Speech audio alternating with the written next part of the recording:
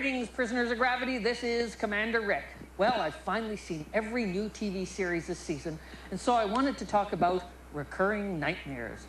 Bad dreams where the same situation happens again and again, like running down a hallway being chased by faceless people, or falling and never hitting bottom, or you're talking to a large audience only you don't have any...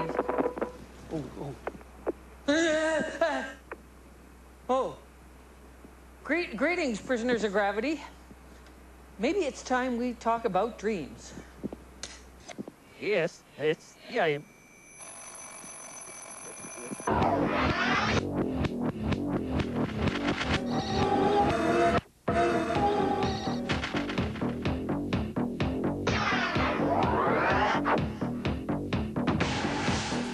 Rising anti-Semitism in Eastern Europe has voted English-only sign. 40,000 tons of armed with PCBs blew up the ozone layer today.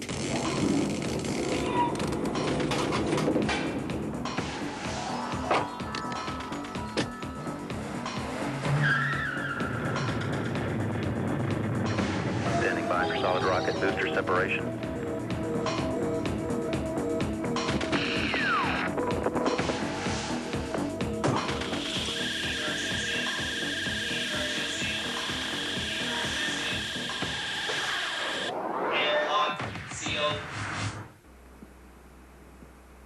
I've always been fascinated by literary dreams. I mean, in real life, of course, we have no idea what dreams mean, if they mean anything at all, and probably never will get much closer to it, despite all Freud's efforts, despite all the research in the physiology of dreaming by monitoring brains. We really do not know why dreaming happens or what dreams mean, if anything.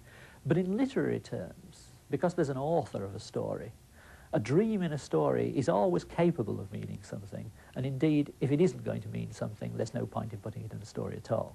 So the literary dream is a particular kind of literary device for adding meaning to the story, or for connecting up bits of the story, which has always seemed to me to be very interesting in those terms and quite fascinating. And in quite a lot of my stories, I've tried to rig up a situation whereby dreams really could come to mean something, so that in the Werewolves of London and the Angel of Pain, the contact with the peculiar beings, they eventually turn out to be aliens, but at the beginning they look like supernatural beings, is through the medium of dreaming, and that the very process of having one's normal dreams invaded by these meaningful dreams becomes, for the characters in Werewolves of London, a particularly significant and a particularly disturbing thing. All that we see or seem is but a dream within a dream. So wrote a teenager named Eddie Poe way back whenever. Ah, thank you, Nancy. When we dream, the strange, the bizarre, the impossible are commonplace, just as they are in science fiction, fantasy, and horror. For example, Edgar Allan Poe went on to write a dread-filled, dreamlike poem about falling off to sleep and encountering a raven with a one-word vocabulary. Nancy, remember what the raven quoth? Nevermore. Never mind. The idea that dreams could be stories was the basis of one of the earliest comic strips, Little Nemo in Slumberland. Each week, Little Nemo had a wild one-page adventure with the same ending. He woke up. Using that simple formula and an Art Nouveau style, Winsor McCay created some wonderfully imaginative stories. One contemporary comic book that treats dreams with equal originality is, you guessed it, The Sandman. Neil Gaiman faxed me up some artwork this morning from the new storyline, and it looks great. I talked to Neil last month, I guess just before he dreamed up this story. With a title like The Sandman, I assume that your dreams influence your writing? Yes, definitely. But I don't remember many of my dreams. Dreams are weird things. Dreams... We spend a huge quantity of our lives, a third of our lives asleep. A good percentage of that time we spend dreaming. And yet we write it off. We forget about it. And it can be really bizarre talking to people about their dreams and the strange recognitions.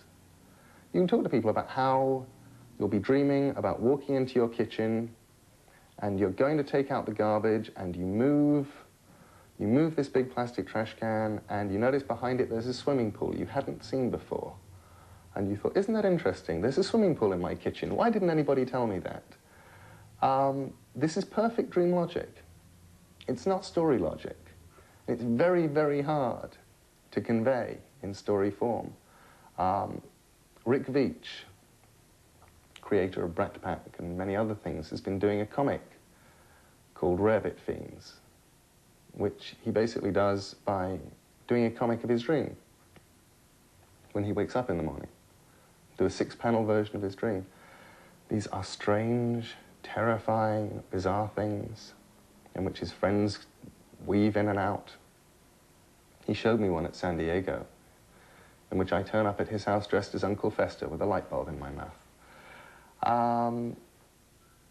They aren't stories. What they are is something completely other. So, Neil, what new dreams have you got coming up for us in The Sandman? There are 2 stories that follow Distant Mirrors. There's a Sandman special. The Sandman special is a 48-page story drawn by Brian Talbot, inked by Mark Buckingham. I think it's going to be really nice. And it's the story of Orpheus. The Sandman special, which I'm inking over Brian Talbot pencils, is basically a retelling of the story of Orpheus and the underworld. You get this feeling that Orpheus goes to see death, and she allows him to never be able to die in order to go into hell to save his wife and try and bring her back.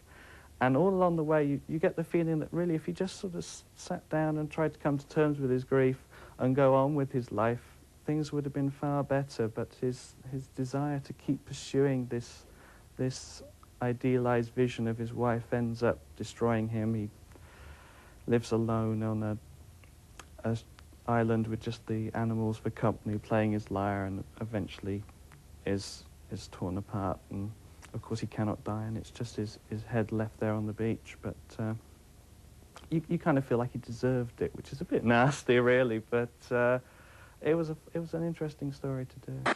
And I'm also starting a storyline, a new one, which is currently called The Game of You. And The Game of You actually is an interesting sort of story because it's a storyline I threw away about 2.5 years ago after reading a novel by Jonathan Carroll, Bones of the Moon. And it was a very unpleasant experience reading this book, not because I enjoyed it a great deal, but I did, not because it wasn't a brilliant book, because it was, but because it was so close in feeling and occasionally even in structure to what I'd wanted to do with this storyline about this woman and her dream life. This woman, very bland, dull woman, and this incredibly beautiful, rich dream life, and this sort of dream quest she was on to save the dream world. And I sort of tried to do the whole storyline in one page in the middle of a doll's house, which is where Barbie is incredibly boring. Barbie? Barbie of Ken and Barbie has these wonderful dreams. And you just get a couple of pages of it in Sandman 15. And at the end of the storyline, she's out of it. She goes off and does whatever she does. But it's been 2.5 years now, and I still wondered what happened to her. Kept wondering what happened to her. And finally, I think I know. So I've just started. And the story is going to be about Barbie's dreams? Well, it's not so much about her dreams as about this dream world. She used to have these wonderful dreams where every night she'd visit this magical world, and she was on a quest to save it. And then she stopped dreaming. But the dream world's carried on dying, and they want her back. And it's about Barbie, and it's about the people who live in the house she lives in New York, and it's about cuckoos and princesses, and it's called The Game of You. Great, Neil. You got to fax me up some of the artwork when it's done.